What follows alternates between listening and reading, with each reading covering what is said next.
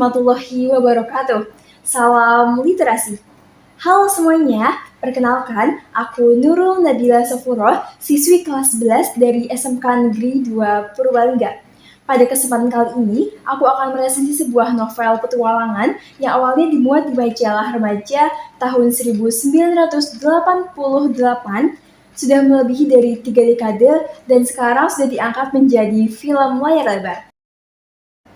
Jadi, buku yang bakal aku resensi berjudul Balada Si Roy. Ditulis oleh Gol Agung, nama pen dari Harry Hendrian Haris, diterbitkan oleh Gramedia Pustaka Utama di Jakarta. Pertama kali diterbitkan tahun 1988 dan sampai sekarang sudah cetakan ketiga pada tahun 2022. Dengan tebal buku 368 halaman, dengan ukuran buku 20 cm dan nomor ISBN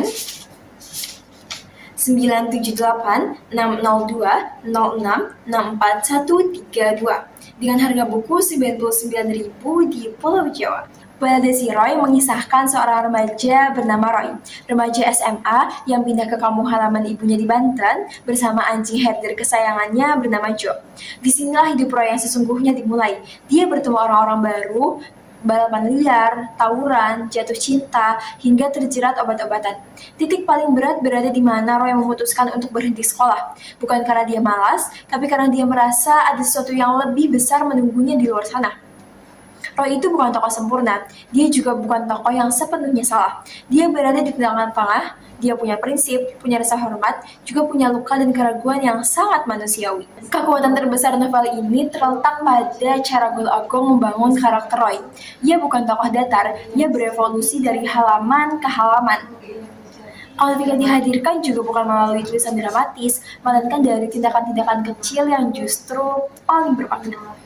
Gol Agung juga sangat piawai memainkan majas. Terdapat majas litotes ketika tokoh Hendra mengatakan, ini kuanggap seperti kehilangan daging beberapa kilo saja. Malahan aku bersyukur, karena aku hanya bisa berbuat dosa dengan 1 tangan saja. Kemudian Roy menimpali dengan majas antitesis, jasmani boleh cacat, tapi tidak jiwa kita. Ingat, kita hanya titipan Tuhan. Semuanya akan dikembalikan kepadanya. Kemudian ada majas sinekdoche yang sederhana tapi penuh semangat. Selama masih makan nasi, nggak perlu takut. Semua majas itu disajikan tanpa terasa dipaksakan, tetapi tetap mempunyai kesan yang mendalam. Novel ini memiliki sejumlah kelebihan yang patut diapresiasi. Gol Agung tidak pernah menggurui pembacanya. Pesan moral disampaikan bukan melalui ceramah panjang, melainkan tumbuh secara alami dari perjalanan hidup Roy. Latar Indonesia era 90-an juga sangat hidup dan autentik, tidak hanya disebut namanya saja. Namun, novel ini juga tidak luput dari kekurangan. Tempo di bagian pertengahan agak melambat, dan beberapa tokoh pendukung hanya hadir sekilas, jadi potensi kedalaman relasi antar tokoh kurang tergali secara maksimal. Pada akhirnya, Balada Si Roy bukan hanya novel petualangan biasa. Gol Agung menghadirkan Roy lebih dari sekadar tokoh fiksi. Dia adalah teman, cermin, dan guru dalam satu sosok. Ada bagian dari diri Roy yang terasa dekat dengan kita semua. Keberanian yang terkadang nekat, keresahan yang belum mampu diungkapkan, hingga kerinduan yang bahkan belum kita tahu namanya.